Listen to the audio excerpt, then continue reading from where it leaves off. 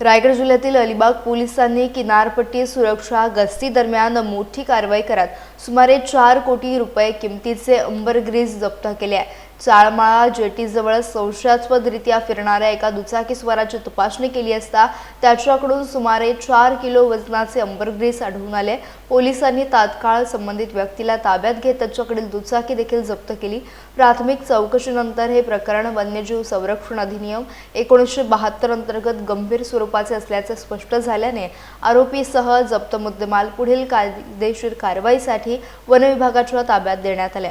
अंबरग्रीस हा सागरी जीवांशी संबंधित संरक्षित पदार्थ असल्याने त्याची बेकायदेशीर बाळगणूक, वाहतूक किंवा विक्री कायद्याने दंडनीय आहे। या कारवाईमुळे अंबरग्रीसच्या अवैध व्यापारावर मोठा आळा बसल्याचं मानलं जात आहे।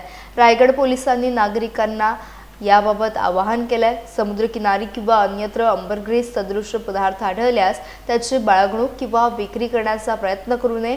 अशा प्रकारची कोणतीही संशयास्पद बाब निदर्शनास आल्यास तात्काळ जवळच्या पोलीस ठाण्याशी किंवा वन विभागाशी संपर्क साधण्याचे आवाहन करण्यात आले आहे। अशा प्रकरणांमध्ये नागरिकांच्या सहकार्यामुळे वन्यजीव संरक्षण आणि अवैध तस्करी रोखण्यासाठी मोठी मदत होणार असल्याचं पोलिसांनी स्पष्ट केलं आहे।